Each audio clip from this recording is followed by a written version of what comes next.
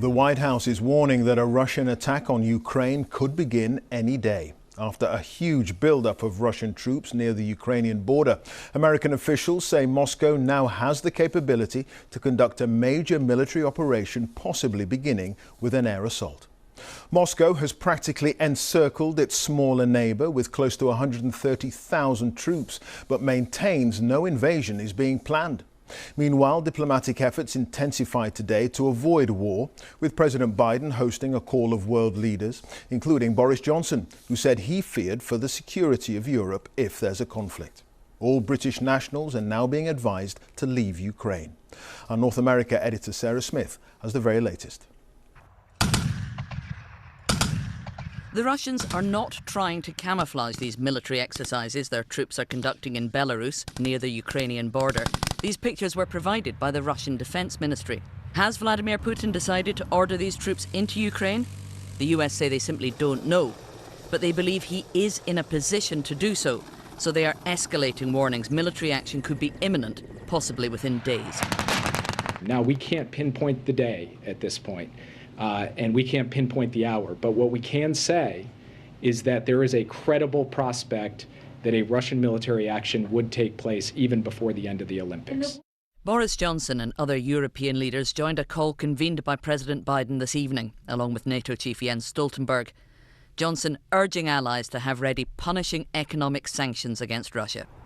With fears that aerial bombing and missile attacks against Kyiv could precede any ground invasion, Brits in Ukraine are being urged to leave now. America's warning its citizens US forces will not go into Ukraine to rescue them. That's a world war. When Americans and Russians start shooting at one another, we're in a very different world than we've ever been in. Not even on behalf of simply evacuating Americans. No, how do you do that? How do you even find them? Things could go crazy very quickly. That's how President Biden put it when he repeated his warning to all US citizens to leave Ukraine. The administration is also withdrawing more officials from the country, and that's because there is deep concern in Washington that if someone were to get killed or injured, it would then be very difficult to avoid a major escalation in tensions between America and Russia. The Defense Secretary in Moscow heard again Russian assurances there are no plans to invade, but left less optimistic about the chances of a diplomatic solution. Look, it's all about actions. Currently, there's over 100,000, 130,000 troops stationed at readiness or exercising, plus warplanes, plus ships into the Black Sea on the borders of Ukraine, and that is an action that is not normal.